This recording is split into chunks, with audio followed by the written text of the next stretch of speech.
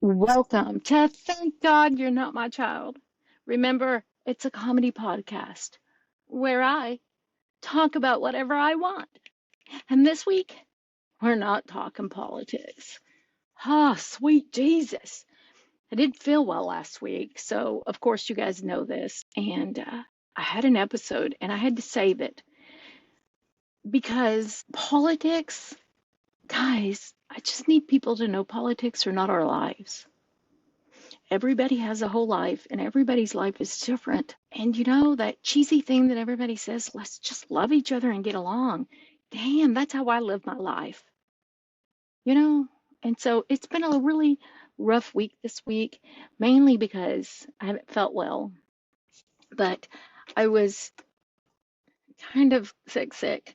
And I just thought I'd tell a story because I've had so many people ask and email about, I've been really loving the ones that are praying for me, guys. I've been getting a lot of emails, and some of them just pray for me. What I don't care what you believe, just you can pray for me, good vibes, whatever. The good news is just my same old nerve damage that I've had forever, and so I thought I'd come on here and kind of give a whole episode of just between us about how I ended up with nerve damage and. It's just comical, and yes, I do say comical, and you need to understand when you're doing things that there could be consequences to it. You know, I never thought. We were on a cruise ship, and before we went on this cruise ship, just a little information. And I know women don't like to talk about weight, but this one is a little bit about weight because we were doing before the cruise, we had a whole group that was going, and we were going to see who could lose the most weight before the cruise. Because when you get on the cruise, what do you do? Yeah, that was me pretending to eat. Yeah. And so a few of us just thought, so I was the one that was weighing people. So I know what I weighed, and I know what the other people weighed. So we're in, I believe it was St. Martin, and we're at a beach and we're just having a blast. And my husband at the time, Mr. Meether, he and my uh, one of my best friends, her husband, Uncle Juan,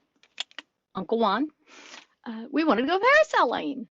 So we decided we were going to go parasailing. Well, I'm just here to tell you, at hindsight, looking back, it was one of the worst things I've done. It was just you go out there, we spent so much money, and I think where the problem went wrong was we were all three going together.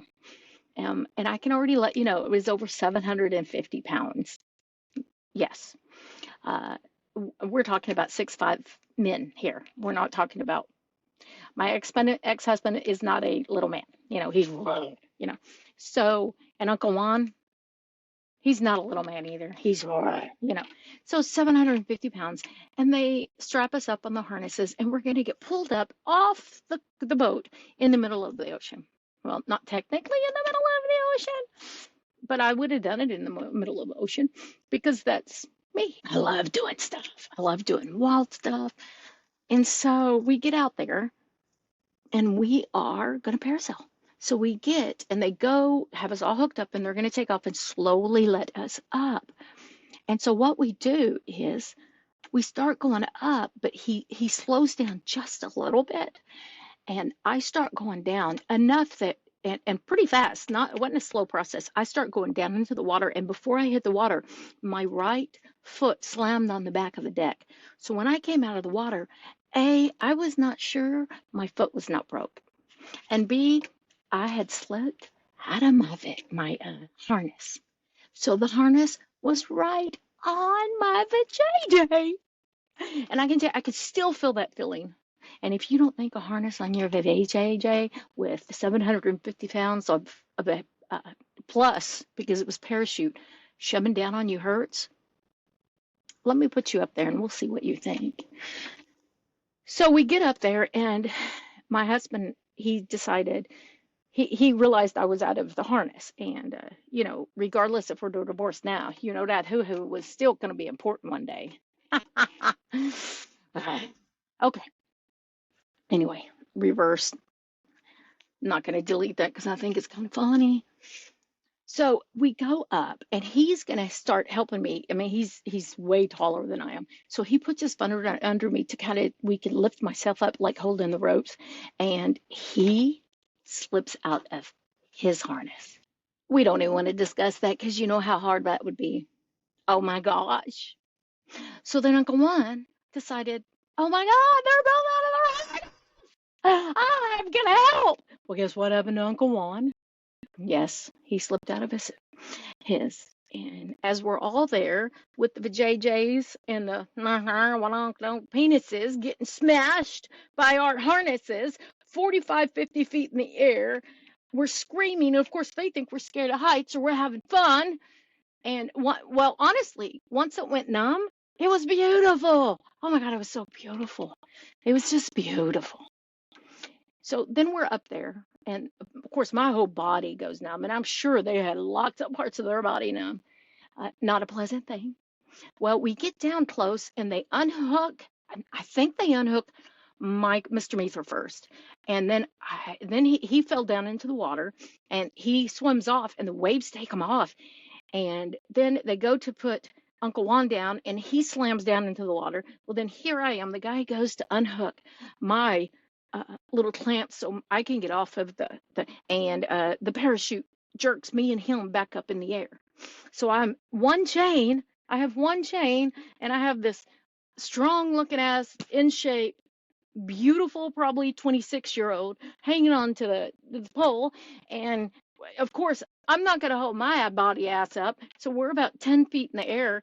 And he finally gets my chain. We get my chain undone and we fall 10 feet in the air and into the ocean. Do you know how hard that hurts? Do you know how hard that hurts? Yeah, I said that twice. Well, when we got back in the boat, I couldn't, they had to, I remember that the guy that unhooked me, he got in the boat first because he had to drag me to the, to the boat. And he dragged me the boat and he dragged me in. And I remember that I could not feel anything below my waist. But I'm sure we were drinking on that beach and we were on vacation mode. So, you're like, oh my gosh. Well, then in this most, we realized that Uncle Juan and Mr. Meether that are over there waiting for me to get done in the midst of it. This boat is like just going, and down, and they thought they might be dying. So I didn't know this. I didn't know this till dinner time. And so, I was sore. Of course, they were sore. We won't give details of the bruises that came up, but just imagine. And so, yeah. So the next morning on the cruise, I woke up and I remember thinking, man, I mean, it's like whiplash. I don't know what was wrong, but you just keep going. I was the only one that was hurting. And then that day in St. Thomas, we got tail-ended by a car. Now, we were in a van. There was, the 15 passenger vans, you go on vacation and all. We were in a van. Now, it did not hurt. Now, I was in the back with the kids because that's usually where I would be. And it didn't hurt. I mean, it was really just a bonk, oh, we're fine kind of thing. Well, that night at dinner, I thought I was going to die. My neck was hurting, my hips were hurting, everything was hurting. Well, little alcohol, you feel better, you get home. Well, after a cruise or any vacation, how tired are you? You don't really realize it. So I go back and, I have the daycare, so I go back and I'm working 10, 11 hours. And at that point, I had just lost all of the weight that I'd lost, the 100 and plus pounds. And so I worked out every night, whether it was going to walk a few miles or what. So I just kept going. Well, week after week and month after month, I was able to do less because I started having numbness in my right leg and my foot. And it got to the point where I'm having to go to the doctor. I'm like, what is wrong? MRIs and the whole bit. So, so they diagnosed me with MS. And I knew it was going to be a life-changing thing. But I refused to take all of these drugs they wanted me to take. I really wanted to just try to be I've lost all this weight. Yes, okay, so I have MS, but I still want to try to do things the natural ways. So I don't let them put me on pills, of course, that are very expensive. But for 2.5 years, it just got worse. It just got worse. I had days in daycare that parents would come at 5:30 to pick their kids up, and I'd be sitting on the floor reading them books, and they had no clue that I could not get up, that I couldn't physically get myself up. And so we finally go on a cruise, and this cruise 2.5 years later, I really should have taken a wheelchair because I couldn't walk. I could walk 10 steps maybe, and it was just horrible. We had as best as cruises we have with, because, you know, I mean, when you got a disease, you got to live no matter if you have that disease or not. So it didn't matter if they told me I had MS or what. I'm going to live and I'm going to go on a cruise and I'm going to spend time with my family. And even if it's hard. So that cruise, I remember we had a red Mitsubishi Montero. And I rode in the back of that with pain muscles all the way 12, 13 miles home. Couldn't drive, couldn't do anything. And the next day, thank God, one of my best friends, Dawn, was scheduled to be there to help me work because the Monday after cruise is crazy. And so I decided, Mr. Meether said, maybe you should go to the chiropractor. And I'd never been because they scare the shit out of me. That slap in the neck thing just scares the shit out of me. Well, when you're hurting that bad, you know what? What can it hurt? What can it hurt? I mean, I'm just asleep. I'm taking pain pills. And I can't take pain pills taking care of kids. So all day long, I can take ibuprofen or something. But you can't, no pain pills or nothing. So it was kind of difficult and it was weird. And so I called the chiropractor, which was half a mile from the house. And I went down to see her, even though I wanted to cry. But she adjusted me. And I noticed that night how good I felt.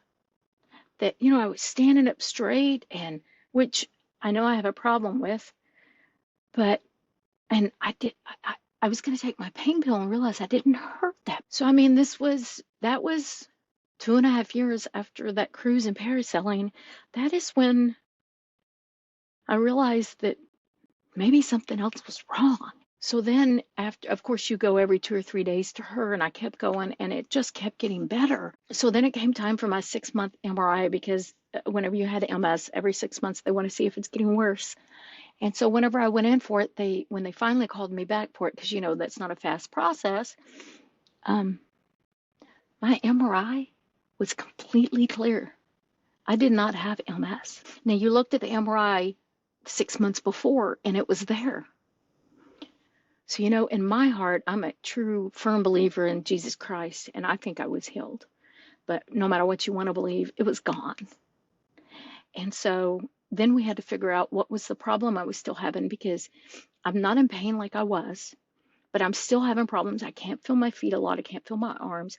We did find out that I was so unadjusted on these hips of mine that I killed some nerves. And so when she adjusted me, the pain went away from them being the pressure, but I still had some that were dead. And so after all of the testings, and we trying to figure out what's wrong, they did this muscle test, this nerve test, and they put little, like 100 needles in me hooked to the computer to see how much my nerves were moving when I, did things laying down. It was just so different stuff. And in 2009, they told me that summer that I had a good 5 years left to walk, that my nerves were about the age of a 69-year-old on my right side of my body. And I do believe the other side was like 92. So I'm like, dude, no, the other two was like 90%, 92% were living. So it was like more like a 42-year-old, I think they said. But my right side, it was pretty much fucked. And I had a good 5 years left. Well, that's a fucking life changer, guys. Illness is a fucking life changer. And then to feel that I've got saved by that, and then now I have nerve damage, and I'm going to be in a wheelchair. So they told me the more active I was, the longer I'd walk. And I don't know how to tell you. When someone tells you you have 4 to 5 years to walk, and your whole life is playing with kids, and it was life-changing. To lose all that over 100 pounds, I did. I walked, tried to run. Well, not really a runner. Never really was. More of a really good jogger. Not even a good jogger. The shittiest jogger you've ever seen. Excuse me. Yeah, a little emotional. Anyway, so I started that Mr. Billy Banks because I could wake up early in the morning and I could do me some fucking Tybo. That's how I lost the weight. 3 times a day I worked out and I watched what I ate. I did Taibo. I walked 3, 4, 5, 6 miles a day, whatever I had to do. It came off, and so now all of a sudden I have this weight loss, and now I'm not going to be able to walk, and I can't. I'm just walking now. In fact, I don't even do much of the Taibo anymore because I don't have to. I can maintain great with just going out on 3, 4 mile walks a few days a week. Well, this is all getting taken from, and I'm still trying to be grateful because it's not MS. Because MS it can be a death sentence, and just depending on how bad it gets. And so I know I'm blessed. And that's when I walked into a church gym and met my brother from another mother, my Mr. Carl. And that man, he showed me how to live. He showed me he loves God. So him and his wife has showed me how to come into myself, into my me. He trained me on every half marathon I ran and every 5K, every Tough Mudder, and every marathon. And this, remember, I'm not an athlete. So then, yeah, then my knees, because I'm 55. And now I push 200. Let's just be honest. Um, through everything I've went through, I think my body is pretty happy about 180 to 200. That's where I'm going to probably stay. But it got to the point to where I couldn't even walk much. My knees are bone on bone. So now you have nerve damage and bone on bone, and you can't do a whole lot of walking or running or jogging. So that's when I started Taekwondo with my friend Miss Ian. And man, you want to know something hard?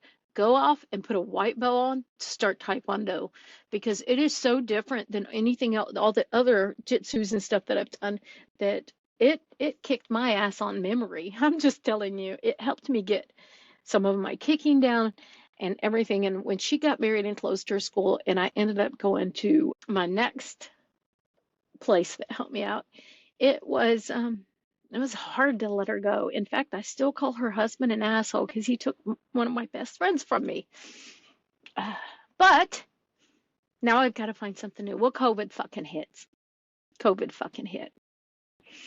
And not only did COVID fucking hit, I'm 50 and still having all the same issues. I'm still trying my hardest to, I'm going 2, 3 days a week to work out because I've got to keep active, got to keep active. I've got to keep this shit alive. Well, COVID hit, and then I just, everybody kind of just went into the whole of COVID. And when COVID hit was right around when Mr. Meether filed for divorce. So it was just, my whole head was fucked up. And so that's when I reached out to a good friend of mine and said, I need help. And my one of my best friends, JT, he brought me into Branson Fight Club, even though I was the old lady and I couldn't do everything they did. But man, I actually could jump when I was in there. After about 3 months, I could jump. I haven't jumped in like 12 or 13 years, and I've worked so hard I could jump on a step. Yeah. And then I got brave enough because I was single and I wasn't going to listen to what nobody fucking told me. I always wanted to play roller derby. So you know what? Crying, nervous, wanting to vomit. I walked into Springfield Roller Derby and I fucking worked out to work on that team. It was great. You know, it didn't hurt my knees. Skating does not hurt my knees. I know. It's just not all that pressure. So yeah. So that's just a little about me. And last year, a year and a half ago, I broke my ankle playing roller derby. My first broken bone ever. And I had to have surgery. I think I have 5 screws and a plate in my left ankle. I have a bionic ankle now. Hopefully it will be strong as ever. But unfortunately, I sat down a long time, and that was when I retired and sold the daycare. And I ended up here on the mountain doing pretty much nothing. I didn't have to. Yeah, I didn't have to do anything. And my nerves started dying. So that's where we're at. That's where we are. That's where I am. So I still have issues walking. I walk like an amazing fucking ape now. I sure wish I could have been. I need to be in the next ape movie. Come on. Because I walk like that permanently. I have harness to try to keep my back straight because it's affected my spine now. Yeah. But I still wouldn't trade not even the worst marathon or the hardest Tough Mudder. I so wanted to hit 10. I got 7. But when you're doing something, you just know bad things can happen. But when the bad things happen, sometimes good comes out of it. Because now, unbeknownst to me, it's 2024 and I'm married to a wonderful man that doesn't want me to work, and I'm fine with that. I get to do this stupid podcast. I said stupid because it's me rambling. I get to drive him wherever I want. I get to pretty much do whatever. And I serve him. I love him. I'll cook for him. I clean for him. He does all the working. So, it might have been bad, but man, has it ended up good. I do know this. If I have to have a wheelchair, I'm going to need a GoFundMe. Because have you checked those prices? Anyway, a whole episode of just between us. I know it might be a little boring, but remember, go out there, do the shit. Just be careful. Well, I think I've told you everything I know. Until next time. Thank God you're not my child.